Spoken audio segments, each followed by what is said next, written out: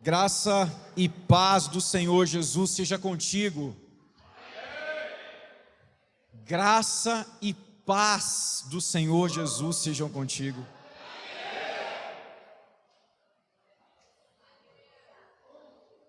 Dizer bom dia é bom, mas há um poder diferente em graça e paz do Senhor Jesus sejam contigo.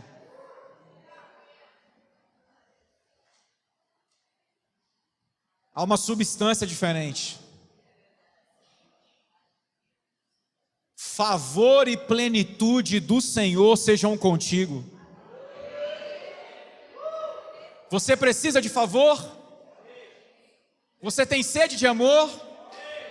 Você é carente de graça? Sejam contigo. Você precisa de paz? Você já está suficientemente cheio, não há mais nada a receber do Senhor, a conhecer do Senhor? Há uma medida maior nele a experimentar? Paz seja contigo.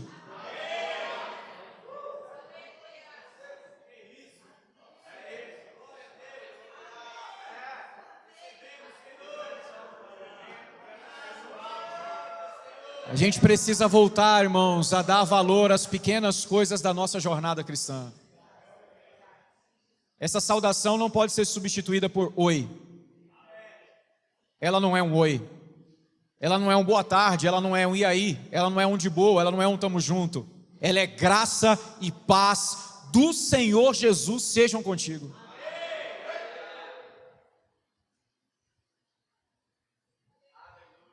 Eu quero ler com você o Evangelho de João nessa manhã, no capítulo de número 20.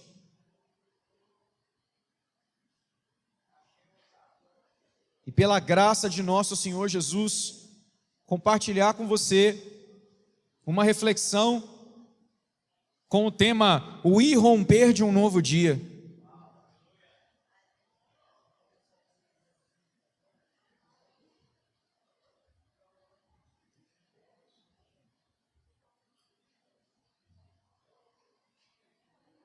O irromper de um novo dia.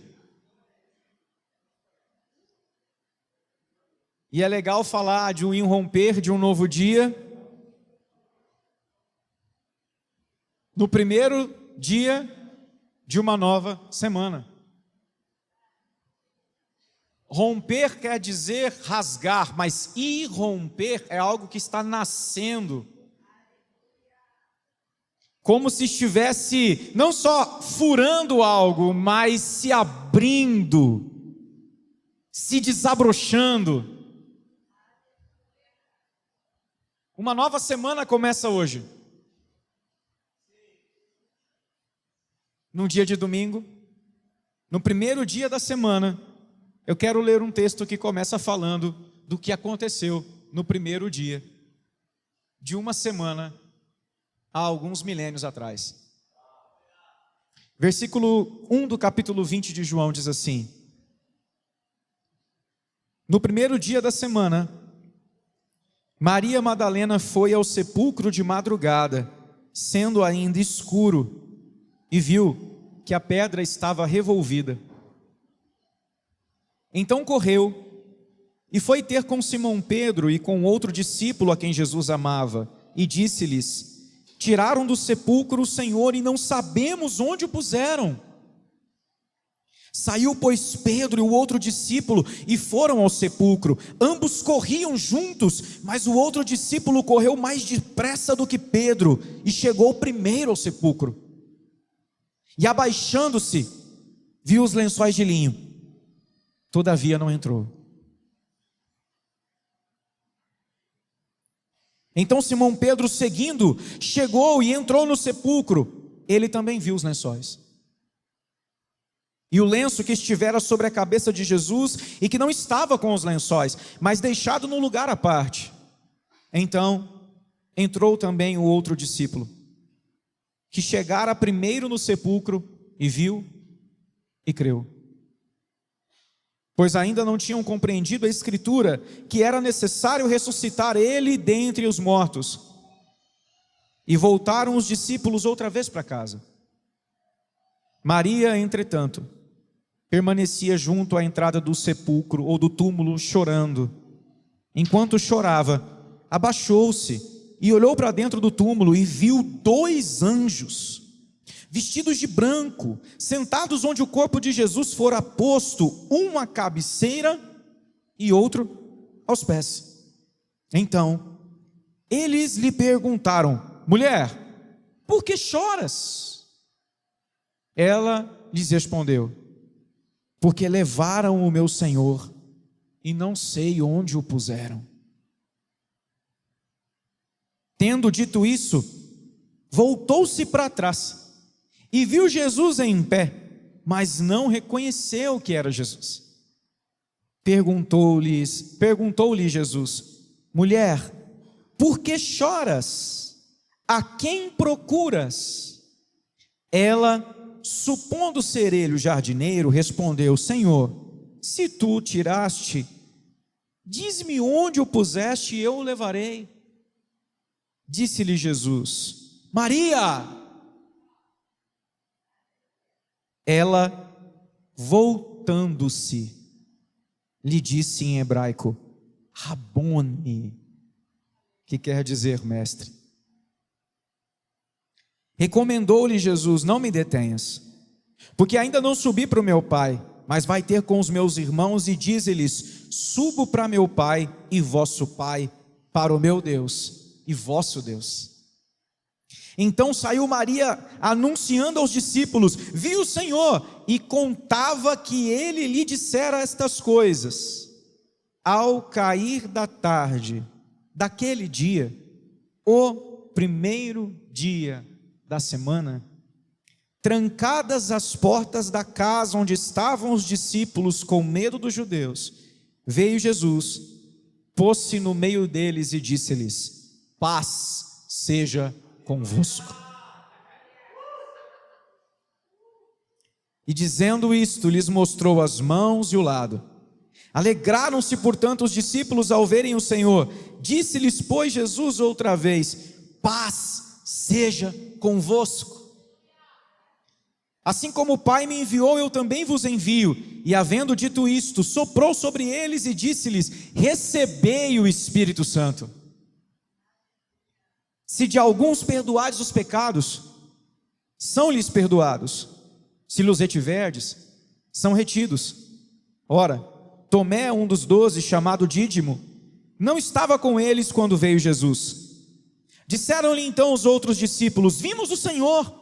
Mas ele respondeu: se eu não vir nas suas mãos o sinal dos cravos, e ali não puser o dedo, e não puser a mão do seu lado, de modo algum acreditarei. Passado 8 dias, estavam outra vez ali reunidos os discípulos, e Tomé com eles. Estando as portas trancadas, veio Jesus, pôs-se no meio e disse-lhes: paz seja convosco. E logo disse a Tomé: põe aqui o dedo e vê as minhas mãos.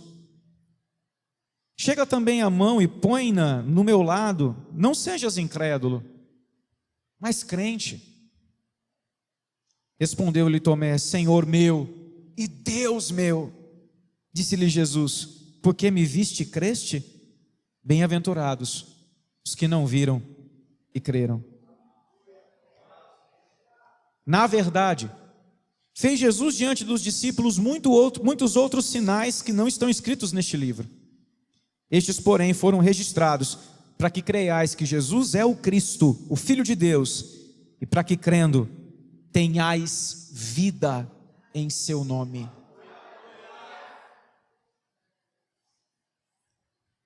Nem de longe eu pretendo trabalhar todo o capítulo 20, mas ler a Bíblia é bom demais.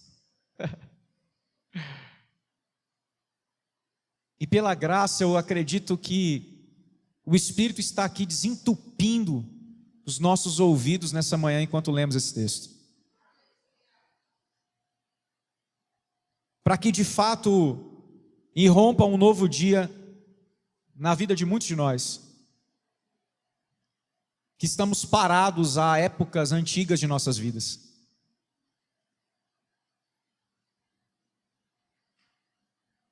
Ler esse texto e ver a expressão no primeiro dia da semana, de cara, faz a gente pensar que João está dando aqui uma informação apenas para nos contextualizar no tempo. Ou seja, é apenas uma menção temporal. Mas para mim, João, no seu evangelho, tem um quê de poesia que não pode ser negado. O capítulo 1 é poesia pura. Poesia de alto calibre teológico, mas é poesia. No princípio era o Verbo era Deus, ele estava com Deus.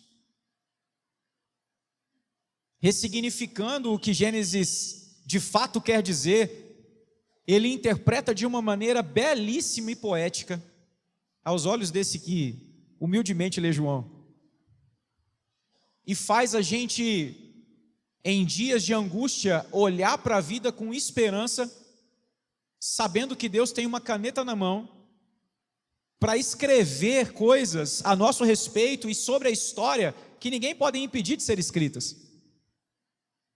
O Evangelho de João é escrito em um período da igreja em que os cristãos estão sendo perseguidos, não totalmente perseguidos como no clímax da perseguição que os romanos fizeram a eles, mas estão sendo perseguidos pelo menos em intensidade pelos seus irmãos judeus.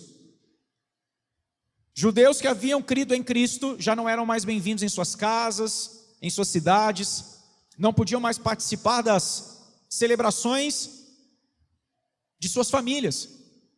Havia esta perseguição se estendido para todo aquele que se chamava discípulo de Jesus Cristo, mesmo não tendo sido judeu. E João, um dos últimos apóstolos vivos, de forma tardia, escreve também uma boa notícia para carregar de esperança o coração desses irmãos que estão vivendo a hostilização do mundo. Há certas contas que não fecham na cabeça da gente, como por exemplo, se eu fiz uma escolha boa, sirvo alguém bom, e o que ele quer é bom para todos, por que todos nos odeiam?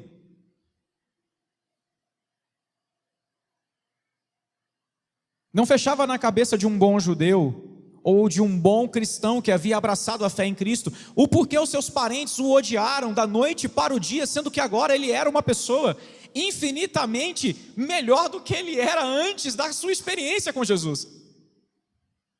Agora eu, cidadão romano, que fazia da minha mulher uma coisa e dos meus escravos uma coisa ainda inferior, os trato como iguais, os chamo de irmãos, eu me tornei um ser humano mais humano, e por que os romanos, meus irmãos, me odeiam?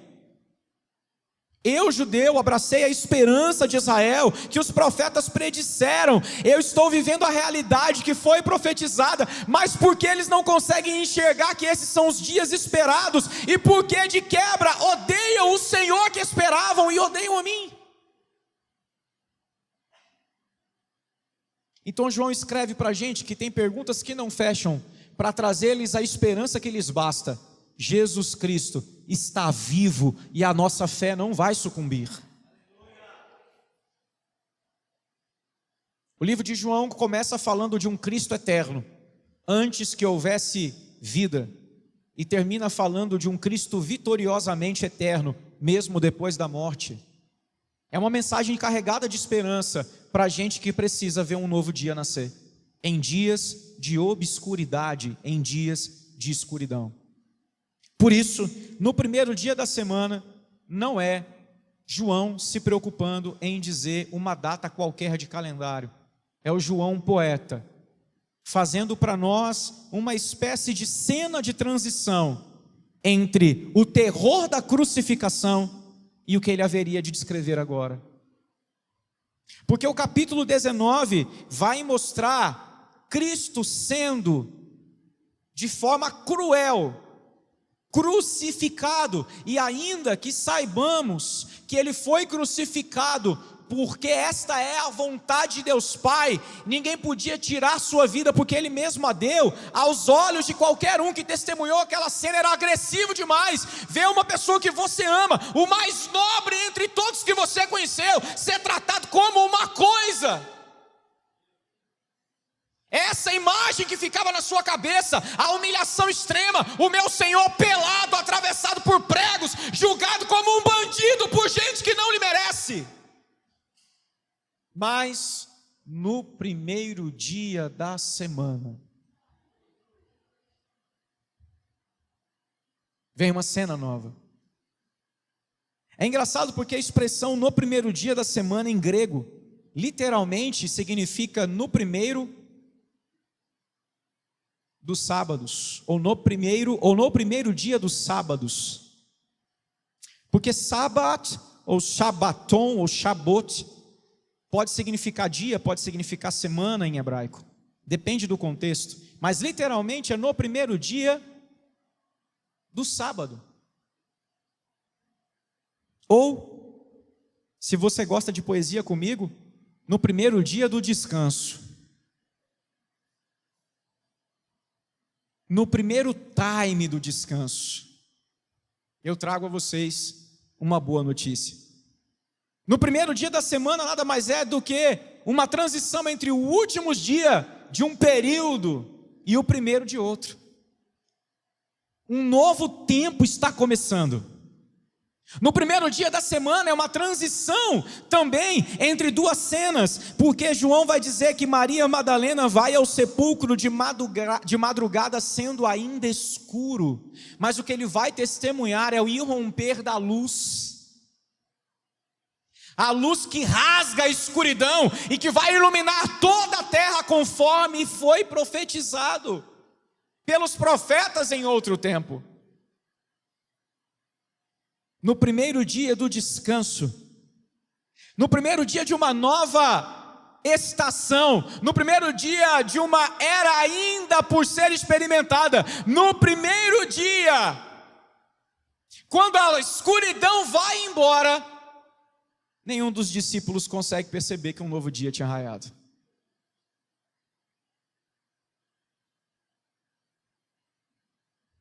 E é exatamente sobre isso que eu vim falar nessa manhã.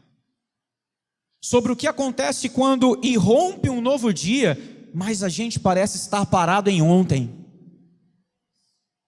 E nada do que é novo e que está disponível é acessível a nós, não porque não possamos tocar, é porque parece que existe uma cegueira que nos impede de enxergar.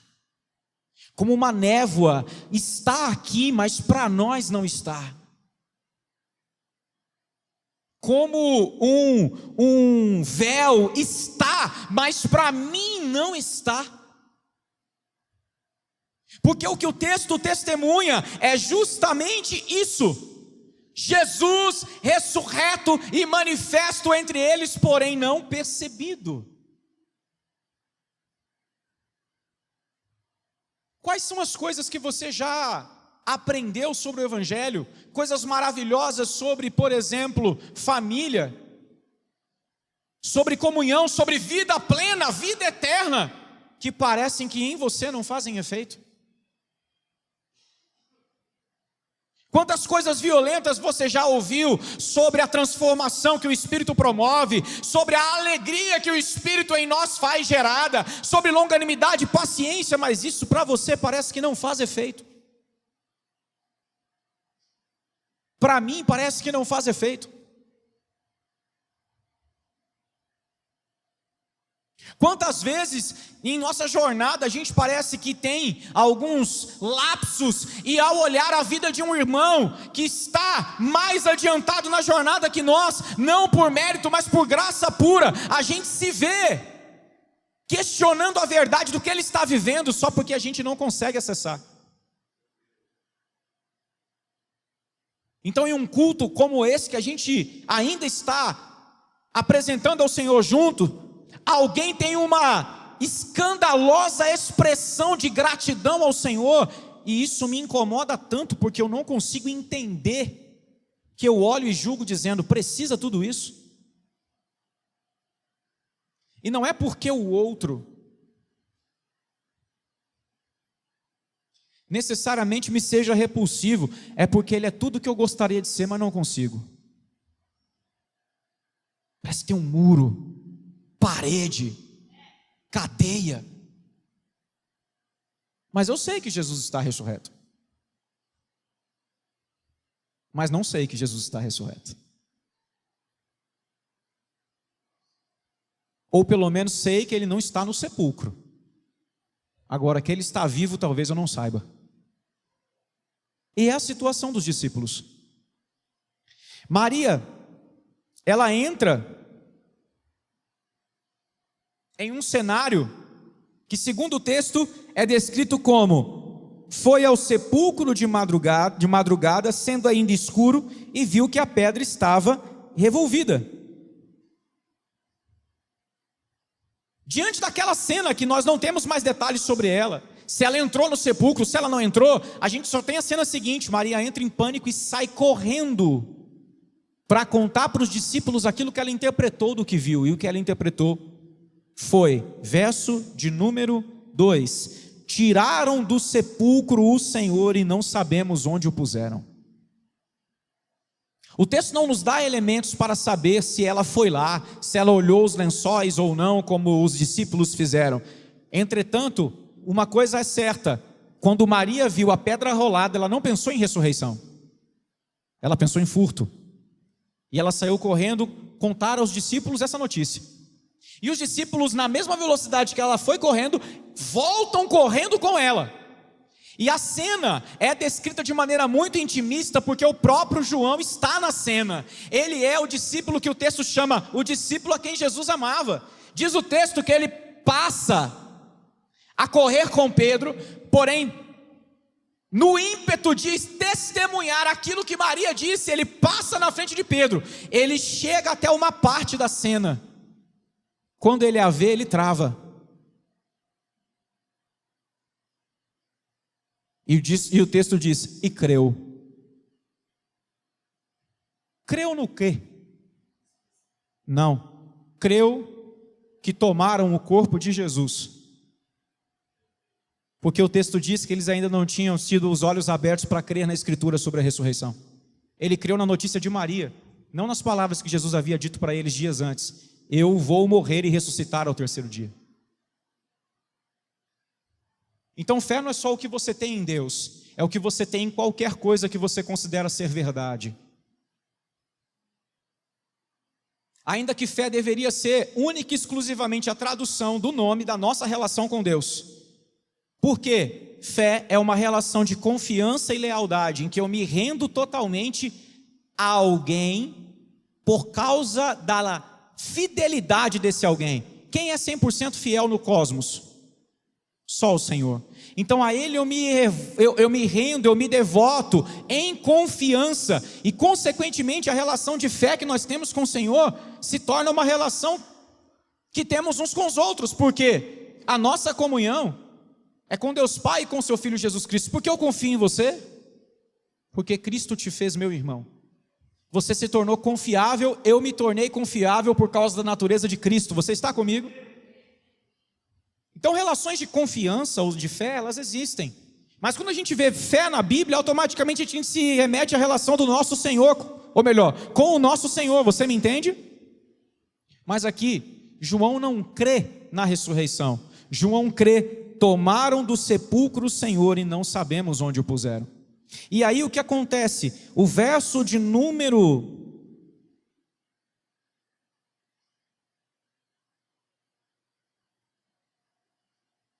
6 vai dizer, 5, perdão, que João chega, se abaixa, vê os lençóis de linho, todavia não entra. Ele trava, porque está na cabeça dele a frase: tomaram do sepulcro o Senhor e não sabemos onde o puseram. Em seguida Pedro passa e tem a coragem de entrar, de conferir detalhes. E o que Pedro volta dizendo?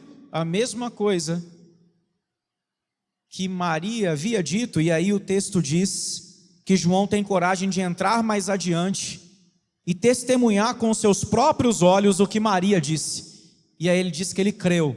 Presta atenção: há coisas que são falsas, mas que nós recebemos como verdades, e elas vão se aprofundando em nosso ser de uma tal maneira que se consolidam.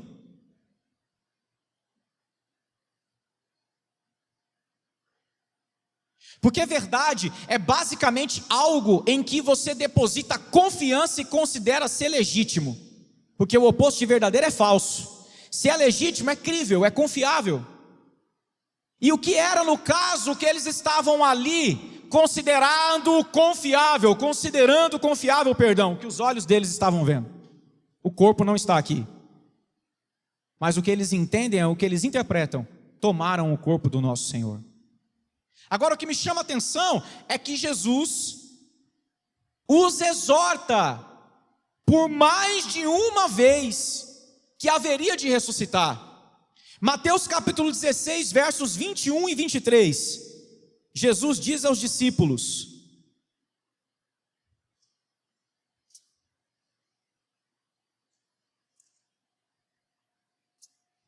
desde esse tempo começou Jesus Cristo a mostrar a seus discípulos que lhe era necessário seguir para Jerusalém, sofrer muitas coisas dos anciãos, dos principais sacerdotes e dos escribas, ser morto e ressuscitado no terceiro dia.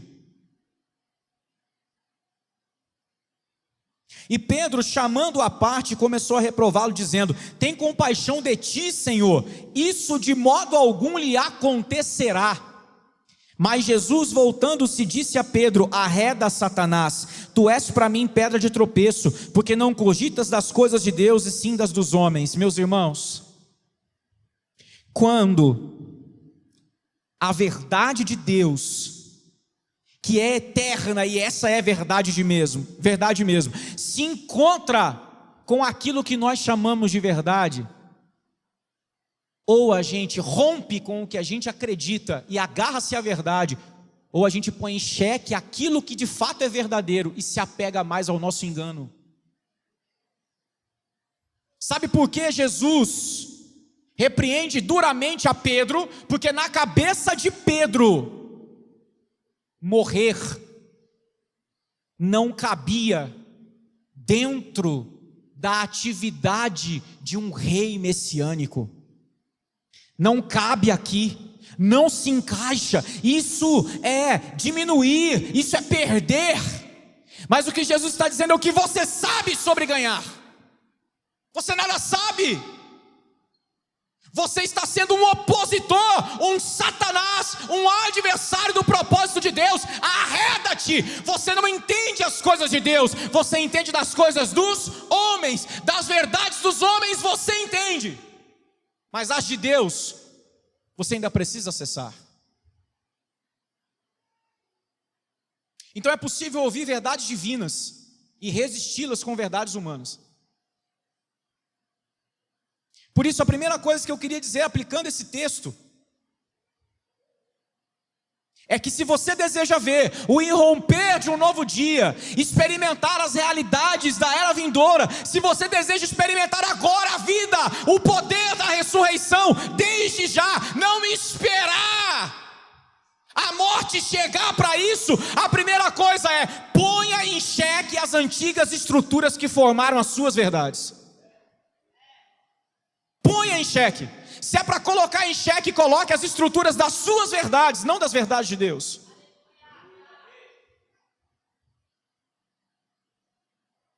Talvez para a cabeça daqueles discípulos havia uma verdade: mortos não ressuscitam, mas corpos podem ser roubados. Por isso é mais fácil acreditar: levaram o corpo do nosso Senhor. Para uma das pessoas dessa cena, especificamente Pedro, nós temos um outro testemunho em que Jesus coloca uma verdade dele em xeque. Quando Jesus o chama a andar sobre as águas, Mateus capítulo de número 14 nos traz esse relato. O texto diz que na verdade quem pede para andar é Pedro, porque Jesus vem ao encontro deles e ele diz: Senhor, se possível, deixa eu ir até ti, andando sobre as águas. Deixa eu ir ter contigo sobre as águas. Jesus só diz: vem. O texto diz que Pedro anda, mas vendo a fúria do mar, ele começa a afundar. E o que é que Jesus faz? Jesus segura a mão dele, o traz para fora e diz: homem de pequena fé, por que duvidaste? Eu quero que você pense aqui comigo. A fé de Pedro era pequeno em Cristo, mas era grande na seguinte verdade: homens não andam sobre as águas, barco sim. Porque ele não sentia medo de estar em cima de um barco. Ele sentia medo de estar em cima da água sem barco. Então alguns de nós, Deus tem que arrancar barco, porque a gente confia tanto em barco, que a gente não sabe andar sobre as águas. E a gente diz, Deus não faz ninguém andar sobre as águas, mas é porque a gente crê demais em barco. Jesus diz a ele, você duvidou por quê? E o que é a dúvida? A dúvida, Bia, é quando a verdade é posta em xeque. E qual é a verdade que está sendo posta em xeque na cena? Vem. É essa a verdade, porque ele diz, se possível, manda-me ter contigo sobre as águas. O que está embutido? Você tem capacidade de quebrar as leis físicas. Só que por um minuto eu começo a acreditar, não vai dar. Ele não consegue. Mesmo que diante de mim ele esteja sobre as águas, porque não é sobre ele, é sobre mim. É sobre o quanto eu sou apegado às minhas verdades, às minhas lógicas. Muitos de nós estamos afundando na vida, apegados a verdades humanas.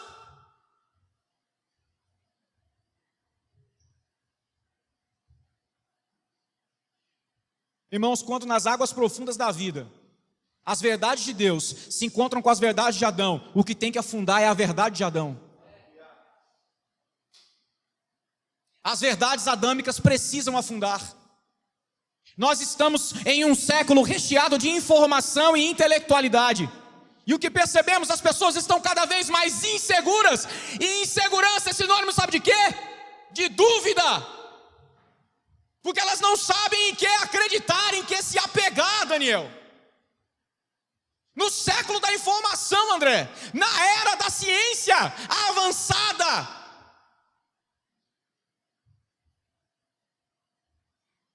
a gente tem tratamento para quase tudo. A gente tem opção para quase tudo. A propósito, quantos de nós arriscamos primeiro orar antes de procurar a opção mais objetiva que está diante dos nossos olhos? É porque a gente crê muito na ciência que nós temos. A gente crê tanto que médicos são deuses. Com todo respeito aos médicos, não estou falando de vocês. Estou falando a quem escuta o diagnóstico e diz, doentes não são curados. Se médicos não podem curar doentes, se a medicina não pode curar doentes, ninguém mais pode curar doentes. E aí o escândalo da ressurreição precisa entrar nos hospitais. Levantar o enfermo, levantar o cara que está com o corpo já frio no IML para dizer, mortos ressuscitam independente da ciência. Mas quantos são aqueles que procurarão aprofundar o seu sistema de verdade, explicando como foi que a pessoa, depois de 15 minutos de morta, voltou à vida? Porque é mais fácil confirmar a minha mentira, porque a ela estou apegado, do que jogá-la fora e me deixar levar no mar da jornada com Deus. Quantos de nós confiamos que quem paga as nossas contas é o nosso trabalho?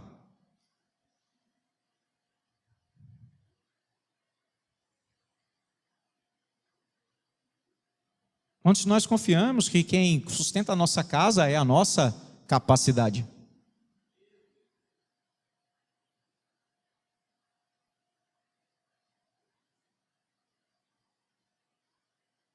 Quantos de nós confiamos que de alguma maneira aquilo que papai e mamãe ou a sociedade em que estamos inseridos nos ensinou é mais forte do que o que estamos aprendendo agora? Por exemplo, o conflito que existe entre o que você escuta aqui e as coisas que você recebeu até aqui. O que é isso? É Jesus dizendo vem e você afundando nas suas próprias verdades.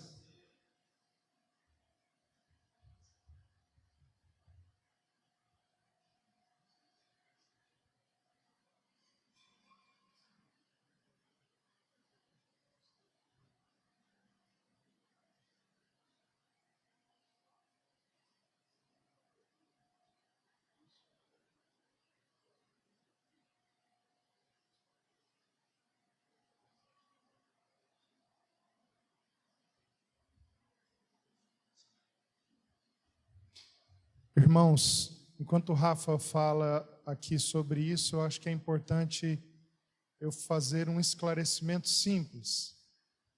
Quando nós lemos o Novo Testamento e vemos a palavra verdade, sobretudo nos evangelhos, nós estamos diante de um conceito dessa palavra que é muito distante do que na nossa sociedade nós entendemos quando a palavra verdade é dita. O que nós chamamos de verdade é uma opinião certificada. Isso para nós é verdade. Por exemplo, se a ciência prova uma coisa pelos seus argumentos, nós chamamos isso de verdade científica. Se você acredita numa determinada interpretação da Bíblia, você chama isso de verdade religiosa, ou, no sentido religioso, isso é chamado de dogma. Isso para nós é verdade. Isso nada tem a ver com o que a Bíblia está chamando de verdade. O que a Bíblia chama de verdade melhor se aproxima para nós da expressão realidade. O que isso quer dizer? Que a verdade de Deus é uma experiência da vida, é um mundo que existe, do qual nós estamos distantes. Então, a verdade do Evangelho, a verdade de Cristo, é uma coisa que existe, mas eu não vejo. Essa é uma realidade. Não é uma opinião diferente da minha que ainda não me foi provada. Por que estou esclarecendo isso? Porque nós nos relacionamos com Deus, entendendo que verdade é algo do qual ou da qual eu preciso ser convencido. E é como se eu estivesse no direito, diante de Deus, de fazer algumas exigências. Mas quando eu olho para a verdade enquanto realidade, isso muda a minha perspectiva. Por quê? A verdade eterna, a verdade do Evangelho, a verdade de Cristo, não é uma opinião que me é imposta por meio da prova de argumentos. Não, é uma realidade que quando as escamas caem dos meus olhos, ela já estava lá e agora eu a vejo. Não é uma informação que entra na cabeça, é um mundo que se abre diante dos meus olhos. Isso é importante para nós entendermos o que o Rafa está nos pregando, nos ensinando nessa manhã. Aqui existe uma realidade de Deus, nós não estamos vendo ela. E essa é a verdade. Mas nós podemos acessar pela fé. Então, quando ele está falando, por exemplo, sobre o conflito entre as ciências médicas e a palavra de Deus, não está em choque duas verdades. Não, está em choque a realidade de Deus e a verdade dos homens. O que é que guia a gente? O que é que norteia a gente? Sempre a realidade de Deus está em choque com as nossas verdades? Não. A realidade de Deus contém verdades enquanto informações asseveradas? Sim, mas são este mundo, esses fatos espirituais que geram o nosso mundo físico, não o contrário. Por isso, aqueles que nasceram do alto só podem andar pela fé, porque eles andam de cabeça para baixo. Eles são guiados do céu para a terra. A realidade, a verdade que os guia é aquilo que Deus disse. E aquilo que Deus disse criou um mundo visível a partir do invisível. É desse lugar que nós vivemos, das regiões celestiais. Amém? Dito isso, irmãos, eu já quero passar para o segundo ponto, porque o que o AP fez aqui traz clareza para o que eu quero dizer em seguida. A segunda coisa que precisamos prontamente estar dispostos a praticar para ver irrompida essa nova realidade, esse novo dia, é guardar no coração palavras ditas pelo Senhor e experiências vividas com Ele. Elas são luz em dias escuros. Irmãos, me chama a atenção aqui duas palavras que são postas em sequência nesse texto que eu já disse para vocês. Ele é uma poesia de João para nós. É a expressão voltar-se para trás. Quando Maria, tendo ouvido de Pedro e de João que de fato Jesus não estava lá, se põe a chorar na porta do sepulcro. O texto diz isso, ela fica chorando ali. Porque ela está chorando, ela está em desespero, porque aquilo que ela está acreditando ser verdade é: tomaram o corpo de nosso Senhor e não sabemos onde está, nós não poderemos nem velar quem a gente ama. E o que acontece? Ela olha dentro do sepulcro, tem 2 anjos. Irmãos, não tinha ninguém, agora tem, mas eu estou tão cego diante dessa realidade que eu discuto com o sobrenatural, sem a mínima capacidade de discernir a realidade. Aparecem 2 anjos e ela diz: por acaso vocês sabem onde é que ele está? Se foi vocês que pegaram, tem como vocês dizerem? Aí aparece um terceiro, e aí o texto diz: voltando-se para o jardineiro, pergunta: se você pegou, por favor diga. O texto responde, ou Jesus responde: Maria! E aí o texto diz: voltando-se. No primeiro voltando-se é para trás no sentido geográfico. O primeiro é Maria caindo em si, é tipo voltando. Rabune! Irmãos, há momentos em que a gente está tão imerso nestas verdades que são na verdade mentiras, que a gente se esquece da realidade que é muito superior. Ele precisa vir e dizer: Larissa! Para a gente voltar-se. Ele precisa dizer: Luana! Ele faz isso ainda, irmãos. Mas por que guardar é necessário? Porque só sabe reconhecer a voz quem já ouviu. Ela não reconhece o jardineiro, ela reconhece o timbre. Maria! Irmãos, em dias em que falta visão, tem que sobrar audição. Porque nos dias maus as coisas que nos cercam dizem o contrário do que cremos. E são as lembranças das coisas que ouvimos que nos conseguem fazer discernir a voz de Deus no meio da multidão de vozes. Maria andou com o Senhor, experimentou o Senhor. Maria podia trazer à memória as coisas que lhe dariam esperança. É por isso que aquele timbre, Maria, fala mais alto do que o desespero. Tomaram o corpo do meu Senhor e não sabemos onde encontrá-lo. Ele precisa vir e dizer: fulano, quando estão dizendo: perdi o emprego e vou passar fome. Fulano! E às vezes ele diz fulano na boca de um irmão, que tem que chegar e dizer: Bia! Só basta isso, porque eu conheço tanto a voz dele, e ele conhece tanto o meu coração, que quando ele chama pelo nome, ele acende, ele liga o disjuntor de novo, o modo realidade é ativado outra vez. Porque, meus irmãos, eu estou aqui, mas eu estou vivendo em uma realidade que os outros não veem, mas eu a conheço. Alguns de nós precisam ouvir o Senhor chamando-os pelo nome de novo.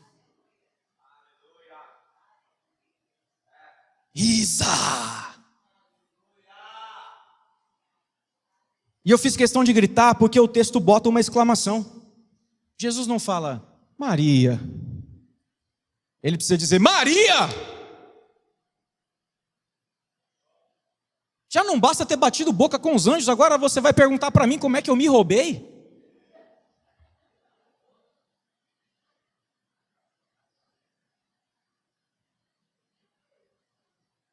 Volte-se! Irmãos, nós precisamos levar a sério quando falamos de intimidade, cultivo, de experiência com o Senhor. O dia mau chega para todos nós. E eu não busco o Senhor pelo dia mau, mas guarde o que eu estou dizendo. O timbre da voz do Senhor pode arrancar você de dentro de uma vala.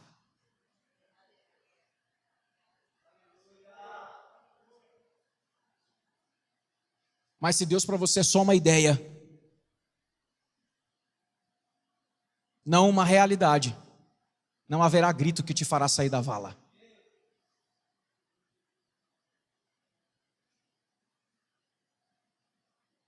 Muitos de nós estão em valas porque nunca ouviram a voz. Cristianismo para muitos de nós, infelizmente, é uma experiência social, não o acesso a uma nova realidade. É por isso que a vida do outro é escandalosa demais. É por isso que a fé do outro me ofende. Esse cara não está entendendo a minha situação. Quero ver se fosse na minha pele. Se fosse na sua pele, já teria saído da vala, porque ele ouve: Maria!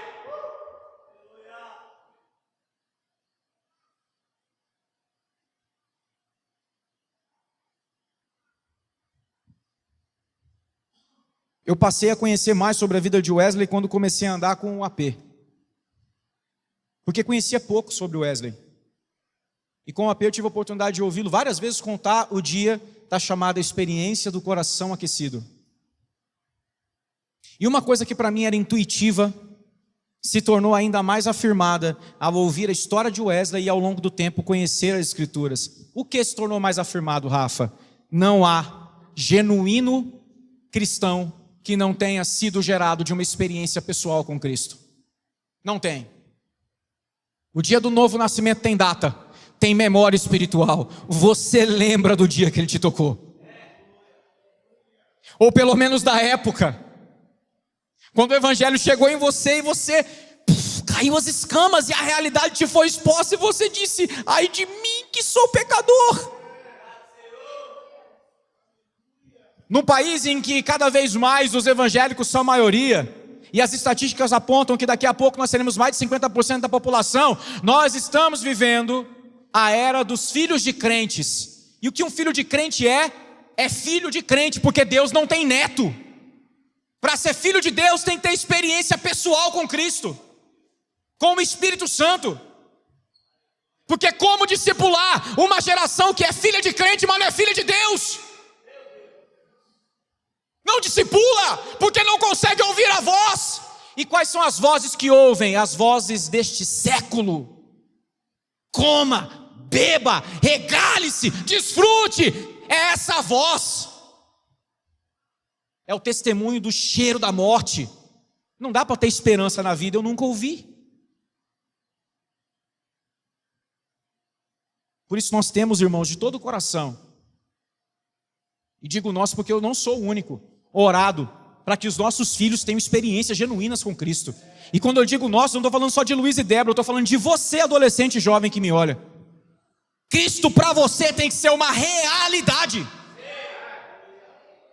Porque é Ele que vai botar você, extremamente tímido, para ter coragem de ir no meio do pátio dizer: ei, quero falar uma coisa para vocês hoje. Já era, meu amigo, todo mundo abre. Jesus ama vocês.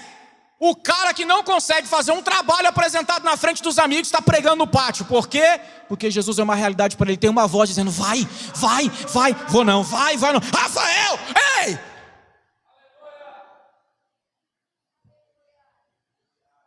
Alguns de nós nunca ouviram essa voz. E aí quando alguém em amor, sem discernir o homem espiritual, que não existe nessa pessoa, grita, tudo que se interpreta é ofensa. Porque aí é o conflito das opiniões. Não é o acesso a uma nova realidade.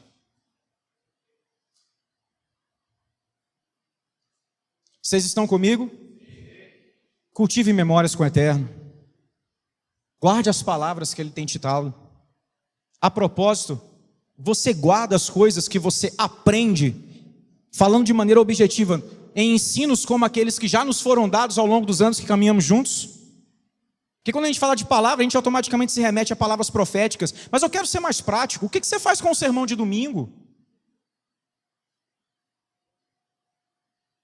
Quando lá na empresa a conta não fecha e você entra em desespero e a primeira coisa que você pensa é não entregar a contribuição. Chame você o que quiser, dízimo, oferta, esmola, é contribuição, é bíblico, tem que ser feito e faz quem ama e quem é confiante no Senhor. Por que colocar em xeque a contribuição? Porque eu confio no dinheiro. Vivo esta materialidade, não acessei a realidade, ou estou tão cego diante da má notícia que Jesus precisa gritar: Rafael! Eu falo: opa, tem me sustentado até aqui, quantos testemunhos eu tenho? Ih, meu filho, vai contribuição, obrigado, Senhor. Tive 5 segundos de insanidade aqui. Você já passou por isso, irmão? Ou eu sou o único doido aqui que ouve vozes?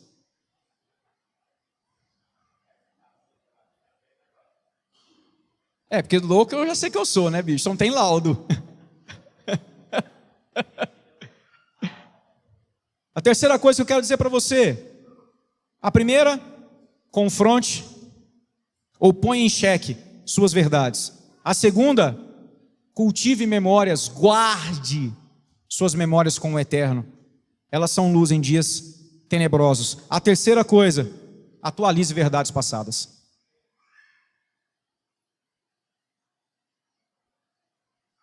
E perceba, no segundo ponto eu disse, guarde memórias com o eterno e as palavras do eterno.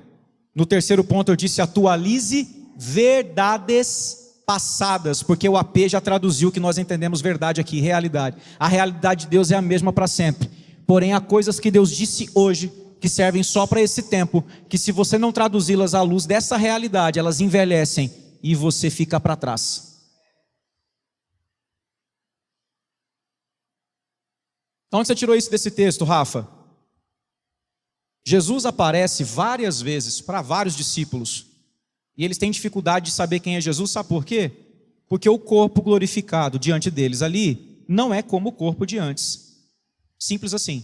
É um corpo material, tem os furos nos pés. Estou sendo simples na explicação, mas não é o mesmo. Mudou a forma, mas ainda é Cristo.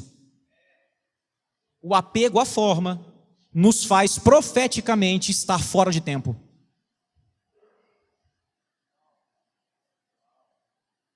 Por isso Maria não vê o corpo, ela ouve a voz. Maria! É a voz que a atualiza. Ah, ele é ele. Desculpa, chamei você de jardineiro.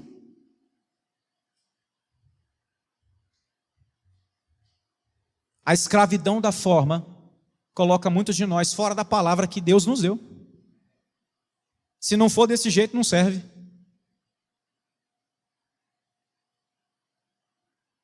Porque a questão da verdade enquanto realidade, no que diz respeito ao envelhecimento de uma verdade, precisa ser entendida da seguinte maneira. Vocês estão comigo? Aqui vai o exemplo. Imagina esse ponto de luz, projetando luz sobre essa garrafa, gerando uma sombra lá atrás. A sombra é verdade? Sim, mas é realidade total? Não, é transitório, ok? Então eu começo olhando a sombra, vou levantando a cabeça e enxergo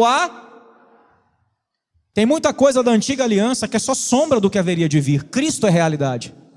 Mas o Cristo corpóreo, galileu, judeu também é transitório. O Messias não é um judeu de 33 anos. É o enviado de Deus para todos os povos. É nascido do céu, ainda que historicamente seja judeu, ele não está preso à materialidade da sombra, mas ele está descortinando a realidade dos céus. Não foram os judeus que nos deram um Salvador, foi o céu que nos concedeu um Redentor. E se nós não entendemos a transitoriedade das realidades, ou melhor, das verdades, a gente fica preso no passado. Então olha aqui para mim. Falo especificamente aos pastores que caminham conosco. Não me importa se te chamaram do nome errado, se Deus te chamou é verdade. Atualize a sua verdade. Como? Se submeta a essa casa e aprenda quem você é. Senão você vai ficar parado no tempo, procurando se tornar uma coisa que você nem sabe como é. Falo especificamente a vocês com zelo. Por quê? Porque a unção que caiu sobre vocês, se veio do Senhor, ela é verdadeira, mas precisa ser compreendida. E Deus trouxe vocês para esta casa para isso. Se eu me apego à forma de ontem, às coisas de ontem, eu não consigo desfrutar do irromper do novo dia.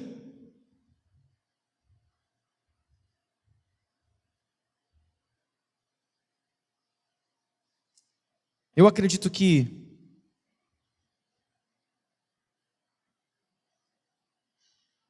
essa manhã vem para trazer para nós luz sobre momentos obscuros que temos vivido pessoalmente.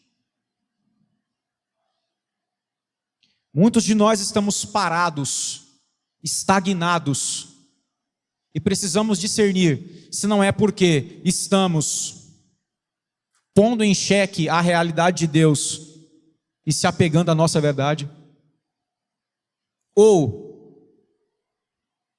estamos ouvindo demais os sons deste tempo enquanto deveríamos estar nos lembrando do Senhor e renovando as nossas experiências nele. Ou 3, estamos apegados demais a coisas de ontem que precisavam ser deixadas para trás. Talvez o que você soube é só uma parte. Deus quer te ensinar mais. Você tem que se desapegar.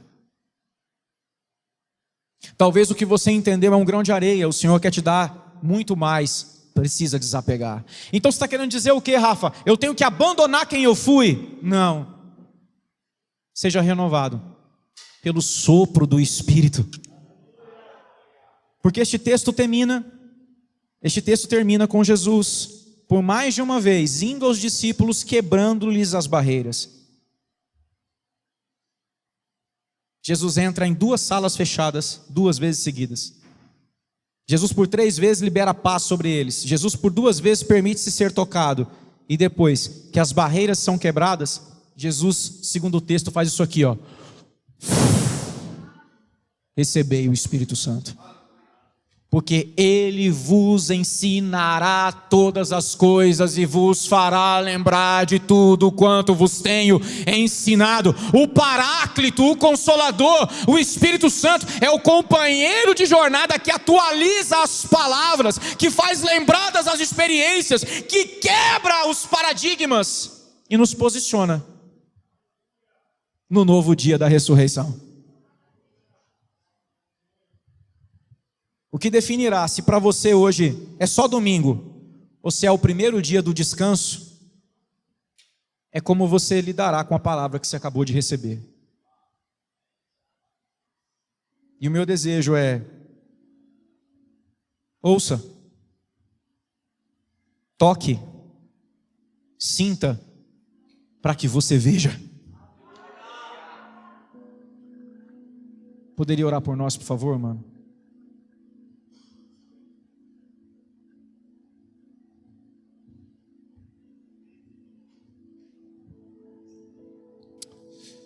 O apóstolo Paulo diz em 1 Coríntios, no capítulo 15, a partir do verso 1: Irmãos, venho lembrar-vos o evangelho que vos anunciei. Ou seja, o que ele vai falar aqui é o evangelho. E qual foi esse evangelho? E aí no verso 3 ele diz: antes de tudo, vos entreguei o que também recebi, que Cristo morreu pelos nossos pecados, segundo as Escrituras, e que foi sepultado e ressuscitou ao 3º dia, segundo as Escrituras. Isso é o que Paulo chama de evangelho. Todos cremos que ele morreu pelos nossos pecados. Sim. Todos cremos que ele foi sepultado. Sim. Mas muitos de nós ainda não aprendemos a lidar com a verdade que ainda não se tornou fé, Ele ressuscitou. Sabe tudo isso que o Rafa pregou? Significa no Evangelho de Paulo que Ele ressuscitou segundo as Escrituras. Você crê na ressurreição de Jesus Cristo? Isso significa que uma nova realidade se abriu para você. E é nela que eu e você devemos viver a partir de hoje. Este é o Evangelho que cremos, que recebemos do nosso Senhor. Os nossos pecados foram perdoados? Sim! Porque Ele morreu pelos nossos pecados, que Ele foi sepultado, vencendo a morte, porque ao terceiro dia Ele ressuscitou. E agora, onde está o espaço que se abriu para Ele dizer: Luiz está no poder da ressurreição? O que o Rafa disse é o que o Evangelho diz: Ele ressuscitou.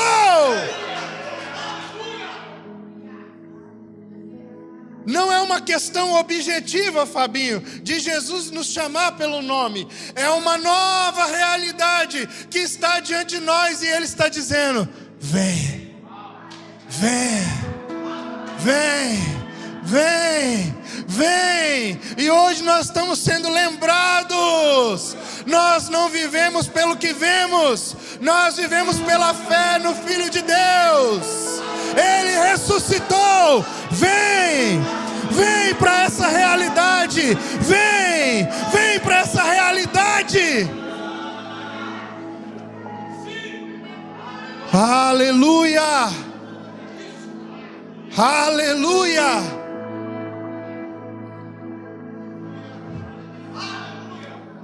Não é objetivamente um chamado audível, é uma nova realidade na qual nós fomos inseridos. E nós estamos sendo lembrados: ei, Renato, Alisson, pastora Gi, Fábio, Jane, vocês não são daqui. Ei, vocês não são deste mundo. Ele morreu pelos nossos pecados, Ele foi sepultado e ao terceiro dia ressuscitou. Quando cremos na sua ressurreição, não cremos só em algo que aconteceu com Ele, mas porque cremos no que aconteceu com Ele, cremos no que aconteceu em nós. Pai, nós oramos nessa manhã e te entregamos tudo. Por meio de Jesus nós viemos a Ti. Te pedimos perdão pela nossa incredulidade, pela nossa distração, porque por algum tempo nós começamos a viver a partir das verdades que estão impregnadas na nossa mente, que nos fazem andar pelo que vemos. Mas nessa manhã, Senhor, nós estamos voltando atrás, não em uma geografia, mas voltando atrás por dentro, olhando fixamente outra vez para Ti e nos lembrando não só que os nossos pecados foram perdoados, e isso é maravilhoso, mas que nós fomos chamados a viver a partir do poder da ressurreição. Nós queremos entrar, Senhor, e viver nessa nova realidade a partir do mundo por vir. Nós queremos Te manifestar, Te exaltar, Te glorificar em nossas vidas, no tempo presente, mas a partir da eternidade. Nós tomamos, Senhor, posse, nós recobramos a nossa consciência a partir do primeiro dia, o dia da ressurreição. Porque Cristo ressuscitou, a nossa esperança é eterna e permanece inabalável, independente das circunstâncias que estamos enfrentando, porque Ele ressuscitou. Nós temos a plena convicção, a certeza da nossa vitória por meio de Cristo Jesus. Te adoramos nessa manhã, Senhor. Te engrandecemos. Voltamos atrás para recobrar a consciência a partir da ressurreição. O Senhor está nos chamando e nós estamos indo. O Senhor está nos chamando e nós estamos indo. Em nome de Jesus. Em nome de Jesus. Amém. Amém.